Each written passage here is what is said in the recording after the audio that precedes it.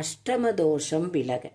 8ஆம் வீட்டில் ராகு கேது உள்ள ஜாதகர்கள் அதன் தசை வரும்போது அல்லது அதற்கு முன்னர் புதுக்கோட்டை அருகேயுள்ள நமன சமுத்திரத்திற்கு அருகில் உள்ள பேரையூர் சென்று அங்கு அமைந்துள்ள நாகநாத சுவாமிக்கு சர்ப்பதோஷ பரிகாரம் செய்து வந்தால் விஷம் மற்றும் விஷ ஜந்துக்கள் தாக்கத்திலிருந்து விடுபடலாம்.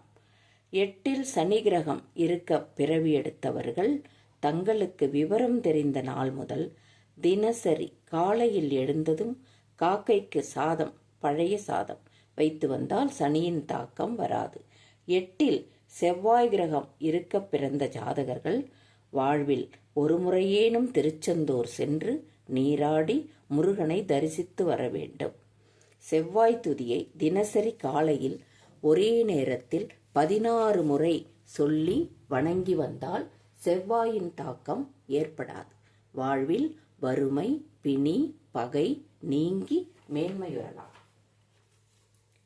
வசனம் நல் தைரியந்தான் மன்னவர் சபையில் வார்த்தை புசபல பராக்கிரமங்கள் போர்தனில் வெற்றி ஆண்மை நிசமுடன் அவரவர்க்கு நீள்நிலம் தன்னில் நல்கும் குசன் நிலமகனாம் செவ்வாய் குறைகழல் போற்றி போற்றி.